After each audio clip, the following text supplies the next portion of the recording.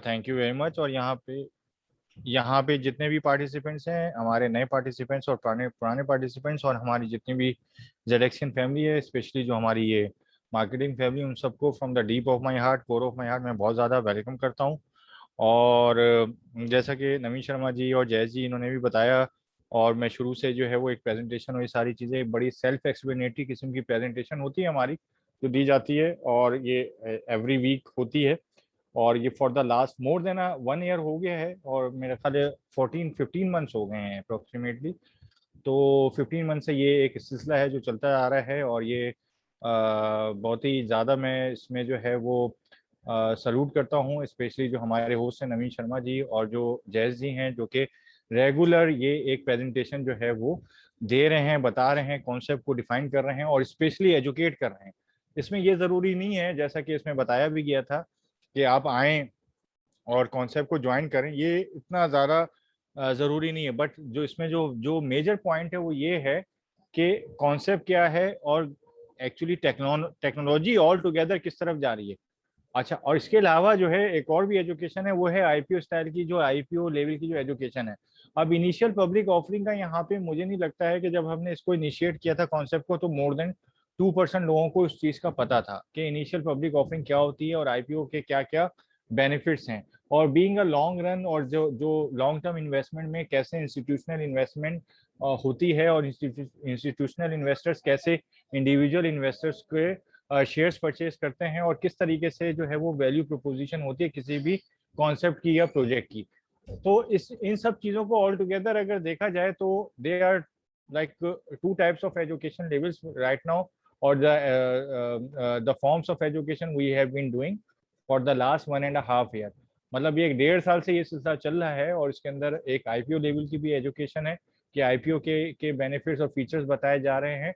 जितने भी लोग हमसे मिलते हैं, 1 मिले, 10 मिले, 20 मिले, जितने भी लोग अभी तक मिल चुके हैं, और ये now it turns up to like tens of thousands of people जो है, जिनको ये ना सिर्फ जेडएक्सी इकोसिस्टम, बल्कि ये पूरी की पूरी एक कॉन्सेप्ट बता दिया गया है कि आईपीओ क्या होता है, उसके क्या क्या फायदे हैं, और उससे रिलेटेड ये जो ब्लॉकचेन टेक्नोलॉजी है। क्योंकि सब जो है वो इसको यही देखते हैं कि, और देखते थे भी, कि ब्लॉकचेन जो है वो एक सिर्फ एक ये क्रिप्टो करेंसीज हो गई या डिजिटल करेंसीज हो गई, उसी की एक टेक्नोलॉजी है।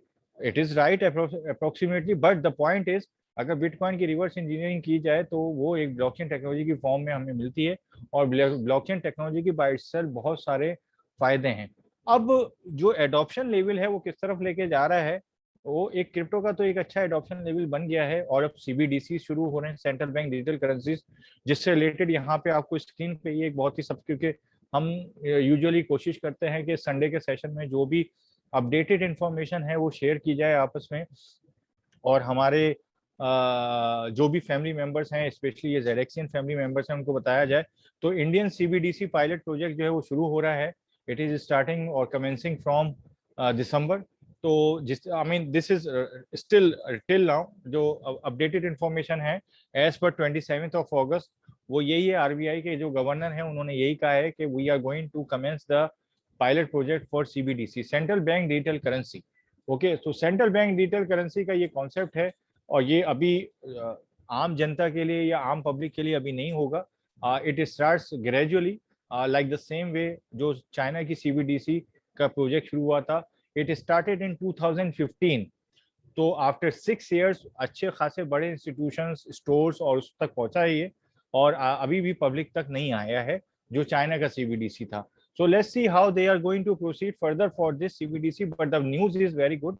और ये इस टर्म में कि हाँ भाई, सेंट्रल बैंक डिजिटल करेंसी का एक और एडॉप्शन या एक और प्रोजेक्ट जो है, या पायलट प्रोजेक्ट जो है, वो हमारे इस रीजन से, जिसको साउथ एशियन या फार ईस्टर्न रीजन कहते हैं, यहाँ से भी शुरू हो रहा है। तो एशिया का एक और सीबीडीसी, और with respect to the population, being a second largest country of the world, जो है वो इंडिया इसको इनिशिएट कर रहा है।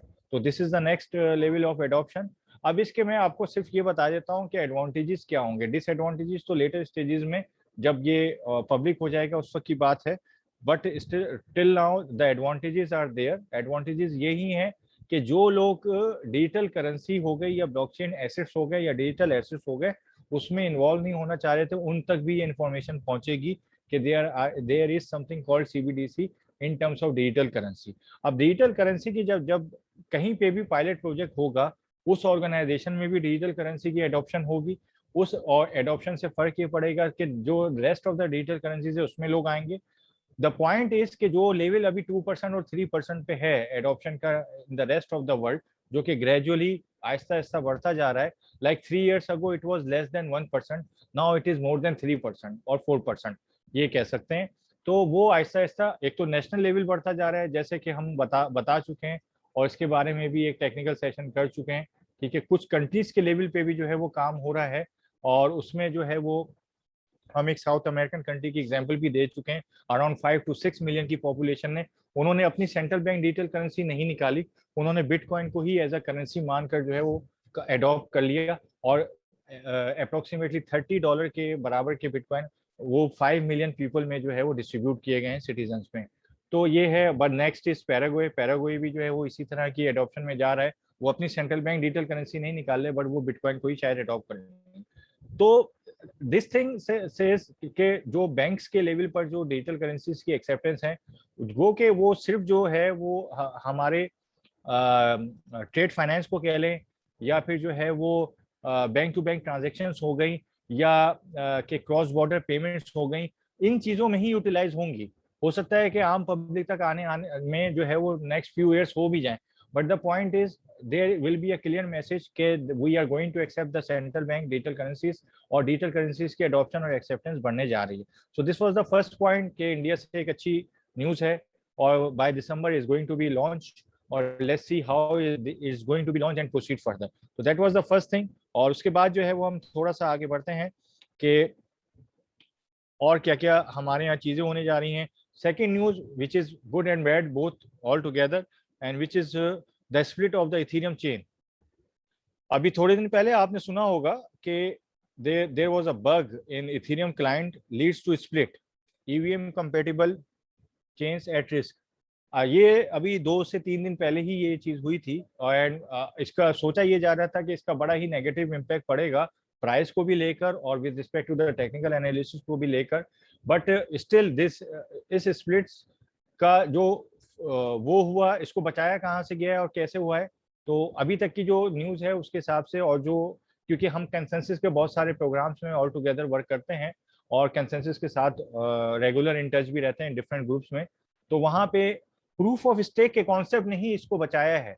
अगर ये प्रूफ ऑफ वर्क का होता तो शायद हो सकता था कि ये स्प्लिट कामयाब हो जाता और डबल स्पेंडिंग इथेरियम की शुरू हो जाती, which caused the Ethereum price decrease as well, I mean decline में भी चला जाता वो, बट वो मेंटेन रही। अभी भी 3200 और $3300 की रेंज में इथेरियम है। इट वाज एक्सपेक्टेड कि वो 2000 से नीचे चला जाएगा अगर ये स्प्लिट जो है वो कामयाब हो जाता, बट इट डिडंट हैपन। तो सो अब जो है वो जो ये स्प्लिट था, या इसी तरह का एक जो है 51% अटैक जो है वो थोड़े दिन पहले BSV चेन पे भी हुआ था, जो 4 कंटिन्यूस अटैक्स हुए थे, और बिटकॉइन SV की चेन पे BSV पे वो भी जो है वो किसी भी तरह जो है वो अनसक्सेसफुल हो गए और उनको नाकाम बनाया गया। The same scenario over here. यहाँ पे पॉइंट ऑफ डिस्कशन ये नहीं है कि ब्लॉकचेन पे रेगुलर अटैक हो रहे हैं या एक्सचेंजेस पे अटैक हो रहे हैं। यहाँ पे कंसिडर जो करना है वो हमें ये करना है कि अगर किसी ब्लॉकचेन पे किसी भी वजह से 51% अटैक हो रहा है, तो what are the possibilities to make it unsuccessful. तो ये सारी चीजें हैं, ये पॉइंट ऑफ डिस्कशन है। और due to these effect what are the consequences. तो कॉन्सिक्वेंसेज पॉजिटिव भी हो सकते हैं, नेगेटिव भी हो सकते हैं। पॉजिटिव ये हैं कि उसको अगर सिक्योर कर लिया जाता है तो that is much more secure than okay. और अगर जो है वो किसी भी तरीके से उस अटैक को नाकाम किया जाता है या अनसक्सेसफुल किया जाता है, so what were the tools used over there. तो ये कुछ इमीडिएट एक्शंस होते हैं। तो but right now the point of, क्योंकि देखें इथेरियम क्लासिक का 51% अटैक सिक्योर नहीं किया गया था, और ये इथेरियम क्लासिक जो है वो आज से, और वो इसीलिए इथेरियम क्लासिक से इथेरियम जो है वो EVM पे आए थे, इथेरियम फाउंडेशन, क्योंकि Ethereum classic with respect to the consensus between the developers and the miners, वो उसमें जो है वो बहुत ज्यादा कंसेंसस नहीं थे। So that was subject to the कि वो अटैक हो सकता है, और वो इथेरियम क्लासिक पे 2 से 3 अटैक भी हुए, उससे उसकी प्राइस भी रिड्यूस हुई, but still Ethereum classic is still in the field, और वो उनका अपना ही टोकन है ETC करके। तो बट दिस इथेरियम ये एक था और जो अनसक्सेसफुल किया गया, और right now still that but it is learning process. और ये जो है वो एक वो भी है जो क्या कहते हैं, इथेरियम फाउंडेशन हो गई या कंसेंसस हो गई, उनको एक मैसेज गया है कि you have to look at this matter very seriously, और उनको जो है वो चेन का हर लिहाज से जो है वो सिक्योर सिस्टम रखना चाहिए, which is already secure and it is already maintained by the miners too. और क्योंकि उनके कंसेंसस में ऐसा है, उनके माइनर्स जो हैं वो बहुत ज्यादा स्ट्रॉन्ग हैं और they always support their developers. So that was the second thing. The third thing is again the one of the very क्या कहते हैं strong blockchain which is Solana, और उसकी अभी आप लोगों ने रिसेंटली प्राइस भी देखी होगी, 220% के करीब जो है वो हाइक हुआ है उसका, और वो इंक्रीज करके गई है फ्रॉम $40 और राइट नाउ $92 पर है। Why it was happened? Because they are launching their own decentralized exchange, as well as they are putting up some more smart contract facilities or something like that with respect to the lending and borrowing protocols. तो ये सारी चीजें हो रही हैं। तो Solana भी एक है टॉप 10 के टॉप 15 में आता है, और right now they are one of the strongest competitor of Ethereum और BNB जो बाइनेंस की चेन है, जो उनकी बाइनेंस स्मार्ट चेन BSC और इथेरियम, उसके साथ साथ जो है वो सोलाना, ये तीसरा बहुत बड़ा कंपिटिटर है। और उसके बाद जो है प्रूफ ऑफ स्टेक में अगर देखा जाए तो कार्डानो ADA अदा जो है वो सबसे बड़ा कंपिटिटर है। और कार्डानो का जो वो अलोंजा प्रोग्राम है जो कि नेक्स्ट मंथ में लॉन्च होने जा रहा है, तो वो भी यही करने जा रहे हैं कि स्मार्ट कॉन्ट्रैक्ट्स POS बेस बनेंगे, proof of stake base. So that's why अगर आप देखें तो कार्डानो की भी प्राइस भी इसी तरीके से लास्ट 2 वीक्स और 3 वीक्स में रेस की है, और अप्रोक्सीमेटली 200% का जो है उसमें हाइक का है। तो these are some of the change discussion, actually blockchain discussions के जो होने जा रहे हैं। अब इसके अलावा जो अगला जो, क्योंकि साउथ अमेरिका में एडॉप्शन कुछ ज्यादा ही हो रही है, तो यहाँ पे जो अगला पॉइंट है वो है होंडुरस, जो कि साउथ अमेरिकन कंट्री है, और gets its first bitcoin ATM, जो पहली bitcoin ATM with respect to the regulatory approval, जो वहाँ के रेगुलेटर्स हैं वो वहाँ पे इंस्टॉल कर दी गई है, और अब वो यूटिलाइजेशन में आ गई है। The next one is Jack Dorsey, जो कि ट्विटर के CEO हैं और फाउंडर हैं, और ट्विटर के और स्क्वायर के भी जो फाउंडर हैं, वो एक डिसेंट्रलाइज एक्सचेंज जो है वो बिटकॉइन के लिए बनाने जा रहे हैं। अच्छा, इसके अंदर जो बिटकॉइन का डिसेंट्रलाइज एक्सचेंज है वो is not an easy thing, और इसके लिए मतलब इसी तरह के प्लेयर्स की इन्वॉल्वमेंट बहुत जरूरी है, क्योंकि बिटकॉइन में डिसेंट्रलाइज एक्सचेंज इसलिए नहीं बनाया जा सकता है क्योंकि उसमें भी सेम सिनेरियो कंसेंसस बहुत जरूरी है between the foundation, developers and miners. Okay, so इसलिए आप लोगों ने भी सुना होगा, और हो सकता है कुछ लोग जो ज्यादा क्रिप्टो को जानते हो उन्होंने एक चीज सुनी होगी विच is called lightning network. For the last 3 years lightning network की लॉन्च होने जा रही है, और वो अभी तक नहीं हुई। वो इसी उसकी बुनियादी वजह, जो बेसिक इशू है वो यही है कि कंसेंसस पूरी तरह नहीं हो पा रहा है। तो let's see what will happen, but right now Jack Dorsey is discussing these points with all of the players, that includes the foundation, the Bitcoin Foundation, that includes the miner, and that includes the developers. So ये कुछ चीजें हैं जो हो रही हैं, जो होने जा रही हैं। एडॉप्शन का भी हमने अभी इस वाले टेक्निकल सेशन में डिस्कशन किया।